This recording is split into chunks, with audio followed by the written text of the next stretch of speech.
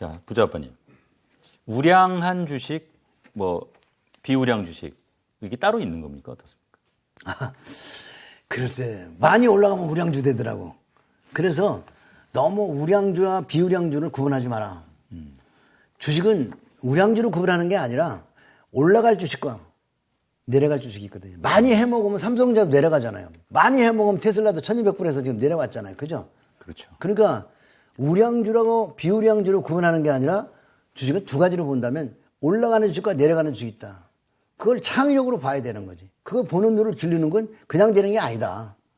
그렇게 말씀드리겠죠. 그러니까 주식은 아주 못생긴 게 큰 시세 나거든. 예를 들어서 기아차 같은 거 저기 니몬 사태인데 5,000원 했다고. 예. 그리고 기아 망한다고 해서 다 기아 직원들도 다 망한다고. 거기서부터 그냥 8만 원까지 올라가더니 15배가 올라가더라고. 그러니까 못 쓰는 주식이 어딨냔 말이죠. 예. 오늘 사실 삼성전자 주식 얘기가 좀 많이 나와서 이제 삼성전자 때문에 마음고생하시는 분들한테 좀 죄송하긴 한데 제가 보니까 최근에 역시 이게 누가 뭐라 그래도 삼성전자 주식은 좋은 주식인데 결국은 9만 원 후반대 비싸게 샀기 때문에 고생을 하는구나 이런 생각이 들어요. 그래서 결국은 아무리 좋은 주식이라도 싸게 사야 되는구나 네, 이런 그렇죠. 생각을 참 많이 했는데 그 싸게 사는 노하우 뭐 좀 공개 좀 해주십시오. 싸게 사는 노하우는 딴 거 없어요.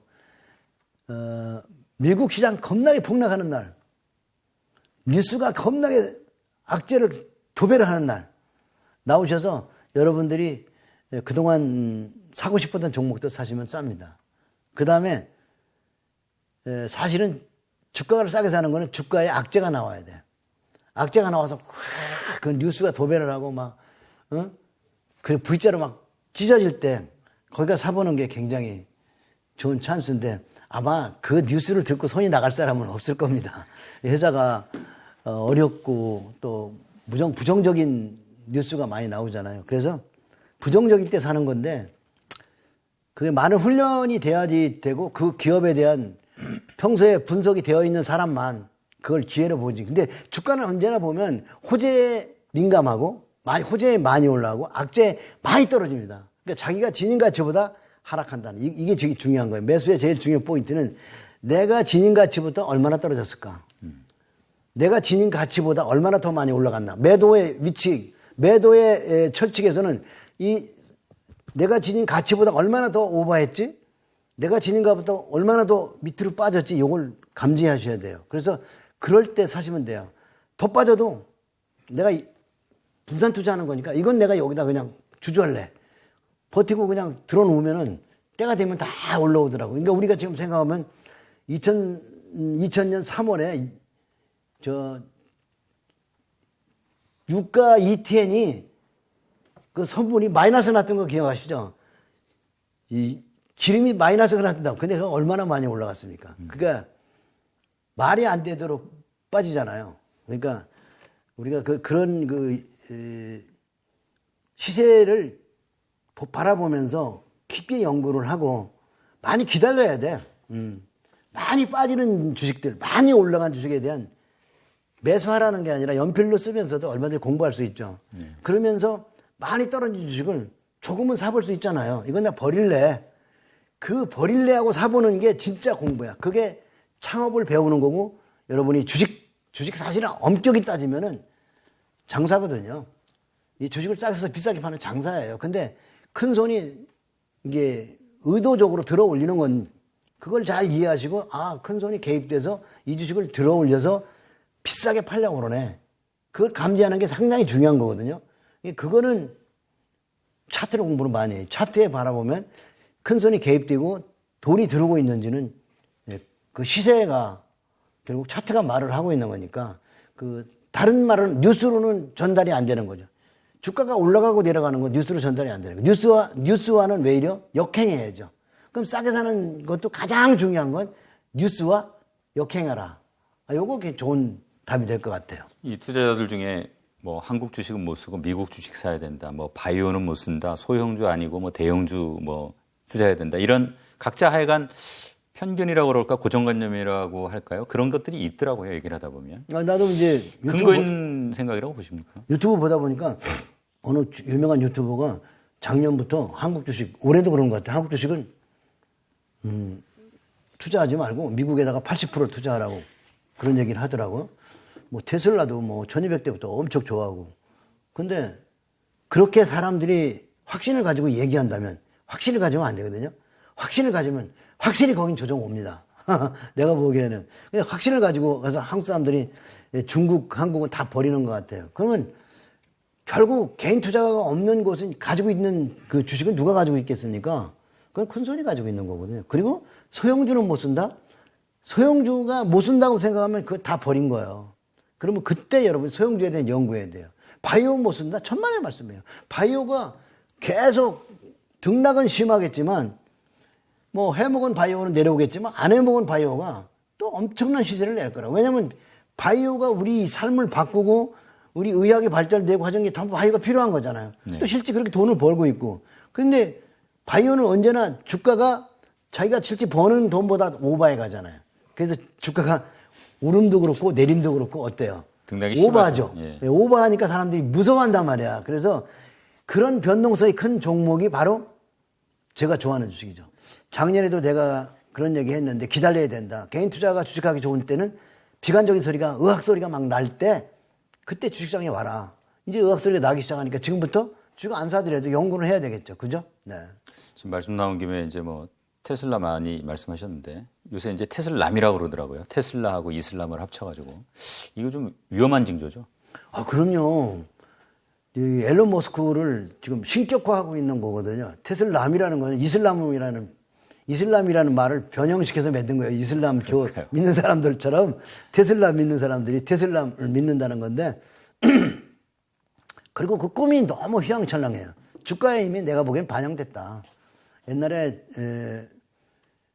내연기관이 차가 나올 때도 그렇게 했고 기차가 나올 때도 그랬고 세상을 바꿨잖아요. 근데 그 처음에 돈을 벌기 전에 주가가 많이 땡겨져서 모두 사람들이 막 기차 주식에 다 미쳤지만 그 사람들 못 먹었거든요. 기차는 돈은 잘 버는데 주가는 하락했다는 거. 이걸 아셔야 돼요. 선반영한다. 그래서 미래의 것을 땡겨 먹는다. 주가는 선반영한다는 건 이해하시고 미래에 대한 주식들은 선반영됐을 때 여러분이 거기서 나오셔야 돼요. 그걸 계산하지 못하는 사람들은 앞으로도 계속 그 미래의 가치가 반영될 거라고 생각하는데 주가는 항상 선반영 오버하는 거예요. 네. 그래서 내가 보기엔 테슬라는 오버해도 이거 너무했다. 너무 심하다. 자, 저 부자 아빠님 뭐 말씀 들어보면 되게 이제 느낌은 있는데 미국 시장, 미국 증시 좀 이렇게 총괄해서 보면 좀 어떻게 보고 계세요? 미국 증시요? 예. 저금리로 돈을 막 풀어가지고 여러 가지 부작용이 오지 않을까요? 제가 보기에는 시세의 원리로 바라보면 높은 시세를 나면 또 적당히 올라간 만큼의 아무리 좋은 주식이라도 50% 조정은 우량주가 하고 가야 되니까 아마 50% 조정들은 해주지 않을까 생각합니다. 그런 조정이 왔을 때 다시 한번 또 생각해 봐야 되는데 우리가 테슬라 1200불? 넘었었죠. 나스닥 16,000에 간 거는 조금 과열에 간 게 아닌가 생각합니다. 뭐 세상 살 때도 그렇지만은 투자할 때도 어떻게 보면 이 마음의 유연성 이런 게 굉장히 중요한 것 같은데 이 유연성 키우려면 어떻게 해야 됩니까? 그건 정말 훈련이잖아요. 훈련이기 때문에 오랜 동안 책도 읽어야 되고 내 유연성을 키워주는 책 아주 극에서 극을 만져봐야죠. 그게 참 쉽지 않을 거예요. 근데 그런 유연성을 길러주는 책이 뭐가 있을까? 안티프레질. 안티프레질이죠. 이런 분들 책을 읽음으로써 유연성 예를 들어서 극과 극을 막 대보잖아요. 예를 들어서 이런 말도 해요. 이분은 나중 텔레본 이런 말을 하더라고. 건널목으로 걷는 사람보다 건널목으로 안 걷는 사람하고 무단횡단하고 누가 더 많이 죽었을 것 같으냐. 건널목으로 걷는 사람이 더 많이 죽는다는 거야. 건널목이니까 괜찮을 것 같다 그러고 건너가는데 이렇게 무단횡단하는 사람은 차를 다 보고 건너잖아요. 조심해서 걷는다. 조심해서 건너고. 그래서 주식도 마찬가지예요. 안전하다고 들어갈 때가 제일 위험한 때야. 제일 위험할 때가 가장 안전한 때죠.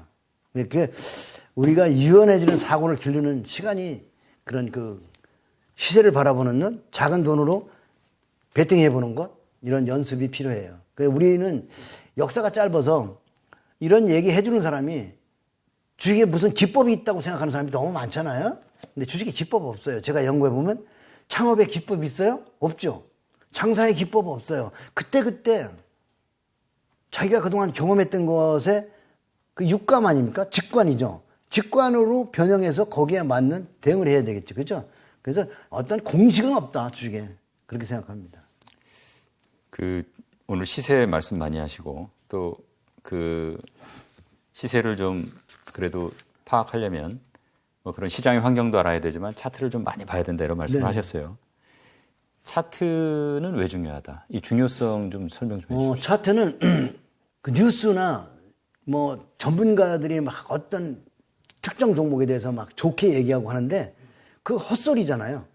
그 차트는 시세라, 시세. 네. 그 아무리 좋은 소리를 해도 떨어지고 아무리 부정적인 얘기도 뚫고 올라오는 건 차트예요. 그죠? 그러니까 차트는 뭐야? 그게 진실이야, 그게. 그러니까 차트만, 뉴스를 빼고 차트만 바라보면 시세에 갈 길을 아는 거죠. 그죠? 그러니까 차트는 결국 시세를 연구하는데 도구죠. 그냥, 돈이 들어오고 있구나. 돈이 나가고 있구나. 요것만 보는 거예요. 이게 좀 사실은 이제 차트를 좀 경시하는 분들 얘기를 들어보면 이건 좀 과거의 기록 아니냐. 과거 갖고 미래 어떻게 알 수 있느냐. 뭐 이런 또 반론도 하더라고요. 거기에 대해서는 어떻게 생각하십니까? 그러니까 결론적으로 많이 올라갔을 때 객관적으로 바라볼 수 있는 눈, 많이 떨어졌을 때 객관적으로 바라볼 수 있는 눈, 매수할 수 있는 눈, 이것이 다 시세의 원리에 보는 거니까 차트는 그런 역할을 한다고 생각해요. 차트는 말하지 않아요. 말하지 않아. 그 다음에 추세가 있죠. 그죠? 습관이. 우상향하는 주식은 우상향하려고 하는 관성이 있어요. 관성이 있죠. 떨어지는 주식은 차트가 떨어지고 있는 주식은 차트가 떨어지려고 하는 관성이 있다고요. 이 관성의 법칙이 잘 맞는 것이죠. 저도 이제 개인적으로 부자 아빠 주식학교 유튜브 보니까 차트를 모르고 주식 투자하는 거는 맹인이 지팡이 없이 걷는 거랑 같다. 뭐 이런 말씀을 하신 걸 제가 들었는데 사실 이제 막상 차트 보려면 좀 막막해요. 이 부자 아빠만의 차트 보는 뭐 노하우, 뭐 복잡하게 생각할 거 없고 이런 게 좀 중요하다. 뭐 그런 거 있습니까? 제일 중요한 거는 우선은 여러분들이 월간 차트를 안 보더라고. 그리고 이 회사가 태어나서 지금까지의 모습을 다 봐야 돼. 예를 들어서 SK텔레콤 같은 거 태어나서 지금까지 모습을 보면 닷컴버블의 SK텔레콤이 최고의 아주 시끄러웠거든요. 인기주였죠. 아직도 그 가격 회복 못했죠. 못했죠. 그리고 결론적으로 그 인기가 있을 때 고점을 치고 나면 20년이 넘었는데도 그게 20만 원 돈 했었나요? 근데 이거 한 2, 3만 원까지 떨어졌다가 지금 회복해서 많이 좀 회복했어요. 그렇게 오랫동안 고생을 할 수 있는 거니까 우리가 인기주에 대해서 너무나 좋아하거나 그렇게 봐서는 안 되는 거죠. 그래서 차트를 볼 때 태어나서 지금까지의 모습을 해먹었나 안 해먹었나. 주식은 해먹거나 해먹는 게 다 우리 아까 큰 손이 해먹는다고 그랬죠. 지독하게 해먹고 나면은 못 가요. 그 해먹은 구간이 어딘가 있을 거예요. 그걸 보기 위해서 첫 번째로 차트를 볼 때는 월간 차트로 전 모습을 봐라. 이렇게 말씀드리겠습니다. 대표님이 이제 아침부터 모니터 보지 말고 저녁이나 주말에 시간 이용해가지고 전 종목 한번 월간 차트로 좀 봐라. 이런 말씀 많이 하시잖아요. 그게 이제 그런 말씀이시죠? 그렇죠. 낮에 아침부터 HTS를 키거나 뉴스를 보면은 이상한 잡소리에 소음, 그걸 소음이라고 하잖아요. 그 소음에 내가 세뇌돼서 이 시세의 움직임이 안 보여. 오로지 나에게 상상을 준다고요. 얘가 신약을 개발했대. 응? 그래서 그런 것들이 얘가 좀 배터리를 개발했대. 전기차 배터리가. 뭐 그러면서 그런 어떤 희망을 준다고. 그래서 그 희망을 가지고 보면 자기가 보고 싶은 방향만 보려고 해요. 그래서 시세를 놓치고 실패하는 겁니다. 나의 상념을 다 버려야 돼. 나의 편견을 버려야 돼. 이 편견을 버리는 게 제일 중요한 거야. 지금 테슬라를 좋아하는 사람들은 편견이 가지고 있거든요. 편견이 가지고 있다고요. 삼성전자 좋아하는 사람도 편견을 가지고 있는 거야. 그 편견을 빠고 그 시세를 연구하라요. 당신이 그 주식에 대한 깊게 사랑하고 있는 그 마음을 버리고 바라보라는 거예요. 그게 아주 어려운 거거든요. 그게 정말 어려운 거예요. 그 편견을 갖게 되면은 우리가 좋아하는 뉴스만 읽게 되죠. 좋아하는 얘기만 듣게, 좋아하는 얘기해주는 전문가 얘기를 들어요. 맞아. 저 전문가 나하고 맞아. 부자빠 나하고 안 맞아. 저 테슬라 욕하고 말이야. 저 인간. 삼성전자 안 좋다고 그러고 말이야. 그런 시간이 지나 보시라고요, 여러분. 네. 어떤 전문가가 맞는가. 난 그냥 자신있게 말씀드릴 수 있어요. 당신 눈에 거슬리는 전문가. 그 전문가 기록해 놓으세요. 그거 보셔야 된다고요. 네. 우리 저 부자빠 투자법, 이제 농사 투자법이라고 부르더라고요. 네네. 그리고 이제 분산해서 투자하는 건데 얼마나 분산을 해야 되는 겁니까? 도대체? 우리가 초보자는 뭐 한 50에서 100종목 정도 나눠보면 좋겠죠. 예. 근데 그것도 알아야지 100종목을 담을, 50종목 담을 거 아니에요. 예. 그러니까 많이 공부해야 되고요. 우선은 작은 금액으로 해보는 게 좋고 또 이제 템플턴 책을 읽으면 또 많은 아이디어가 나와 있어요. 주가가 대폭 나갈 때 최고 싼 주식들을 템플턴은 100종목을 샀어요. 최고 싼 것만. 예. 그런데 그게 2년 동안 가지고 있었더니 다 많이 올라가가지고 아주 수익을 많이 내고 팔았어요. 그랬더니 2년 후에 갔더니 더 많이 올랐어요. 그래서 후회를 많이 했는데 결론적으로 뭐냐. 환란이 왔을 때 싼 주식을 사보는 것도 하나의 아이디어다. 그래서 여러분들이 책을 읽을 때 그런 아이디어 줄 때 그 아이디어를 내가 한번 실천해 보는 거야. 예. 그러니까 싼 거 비싼 거 할 거 없이 또 주가가 바닥을 칠 때는 보면 여러분들이 저 차트 보면서 요거 아이디어인데요. 월봉 차트 보시면서 보면은 2000년 3월 19일 코로나 때 전 종목을 보면 그날 다 같이 주가가 쌉니다. 그날이 엄청나게 빠졌어요. 그날이 바닥인 날이 거의 다예요. 그러면 이거 짜고 했나? 할 정도로. 근데 결국 시장의 패닉이 사람들로 하여금 주식을 내다 팔게 만들었다. 근데 그게 혼자만 이루어진 게 아니라 큰 손도 그런 날 작업을 한다. 더 많이 패버려가지고 더 공포스럽게 가격이 내려가야지 공포스럽잖아요.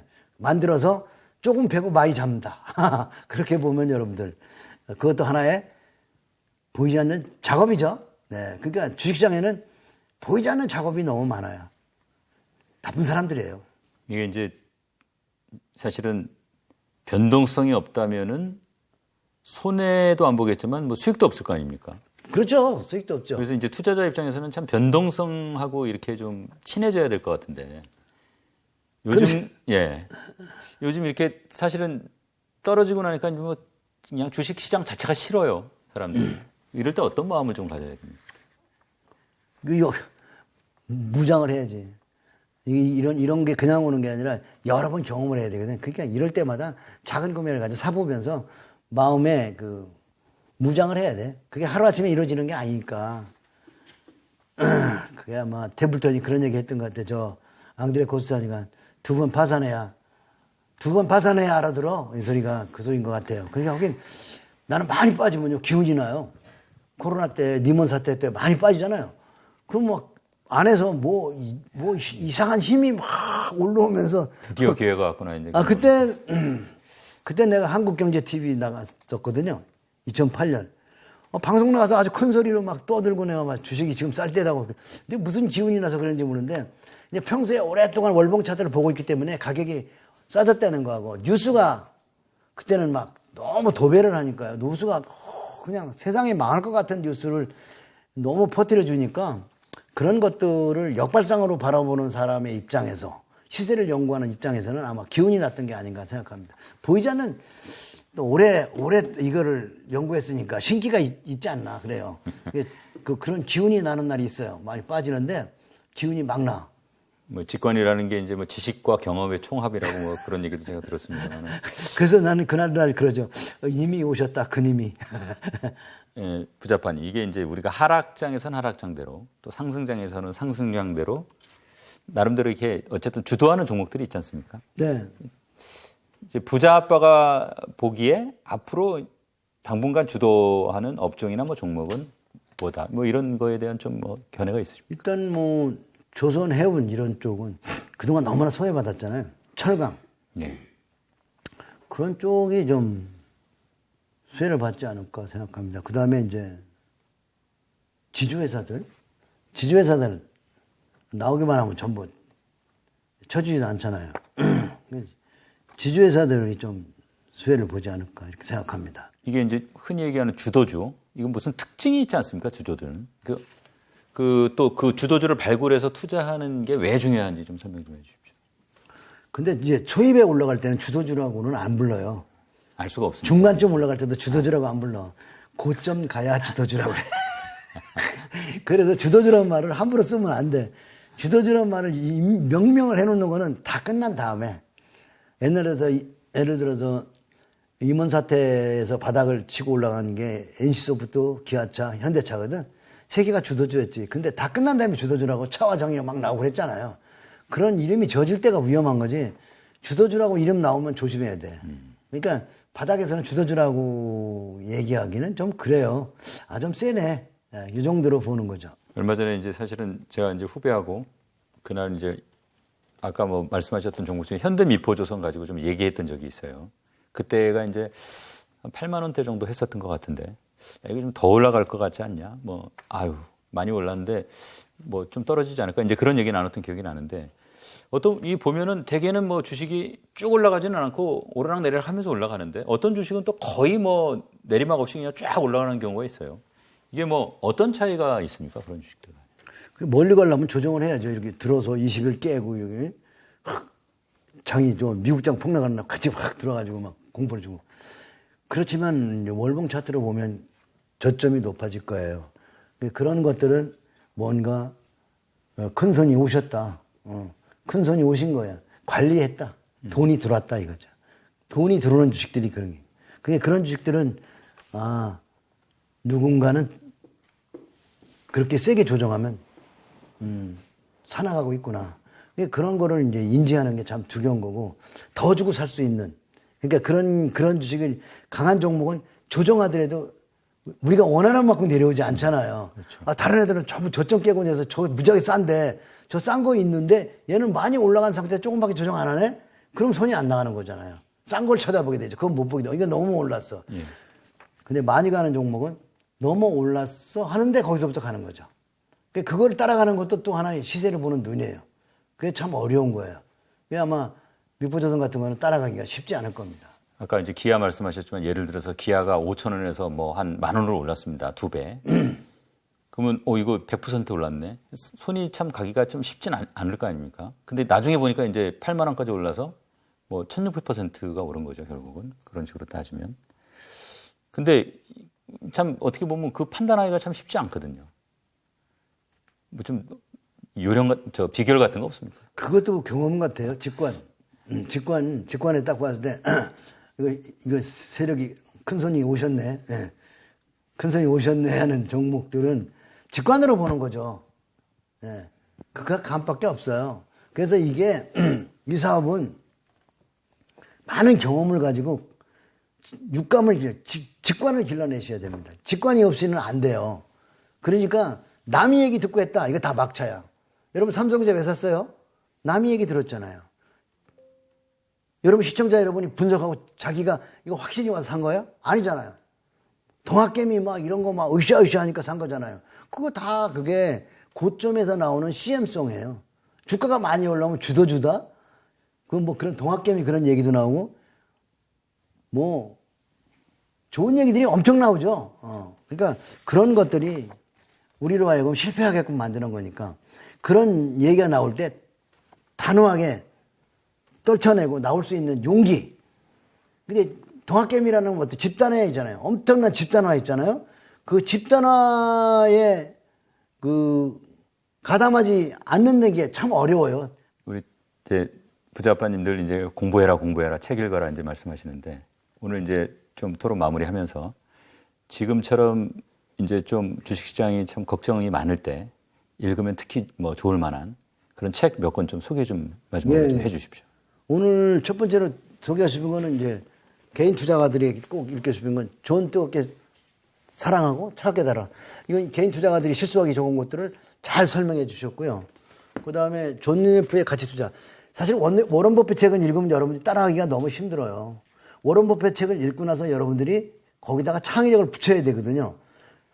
요 책은 여러분들이 아마 도움이 많이 될 거예요. 존 템플턴. 그 다음에 이제 종목 압축하고 싶다. 종목을 이제 분산하고 있는 게 요 책을 읽으면 되고, 종목을 정말 나 몇 개만 압축하고 싶어. 40년 올라가는 삼성전자를 발굴하고 싶으면 요 책을 읽으세요. 요거는 굿드 그레이트라고, 좋은 기업을 넘어서 위대한 기업. 요거는, 자기 개발 하시는 분들이 많이 인용하는, 자기 개발이 많이 들어있고, 정말 훌륭한 CEO를 찾아내는, 그런 책입니다. 그러니까 이 세 권이 여러분들이, 근데 원래 책은 내가 지나보니까 돈 떨어져야 읽어. 주식으로 깡통이 나면 책이 왜 이렇게 꿀맛이지. 그러니까 돈 있을 때 꼭 책을 사놔야 돼. 돈 떨어지면 책 살 돈도 없다. 아유, 오늘 하여간 좋은 말씀, 또 유쾌한 말씀 감사드리고요. 하여간 지금 뭐 유튜브 하시는데 꼭 조만간 100만 구독자 달성하시기 바랍니다. 아니, 근데 내가 삼성전자 좋다고 해야 구독자가 많이 늘 텐데, 이 테슬라를 좋다고 해야 되거든. 그러니까 인기 종목을 좋다고 얘기하면 구독자가 늘어. 근데 나는 있는 그대로 얘기해. 내가 시세가 바라본 대로 솔직한 얘기를 하기 때문에 구독자가 약간 좀 울펑질펑합니다. 근데 시간이 지나가면 진실은 알아서겠죠. 아마 테슬라 구독자하고 삼성전자 구독자들이 많은 시간이 지나가면 내 팬이 되지 않을까 생각합니다. 확실히 이 사람은 믿습니다. 오늘 말씀 감사합니다. 네. 고맙습니다. 예, 감사합니다.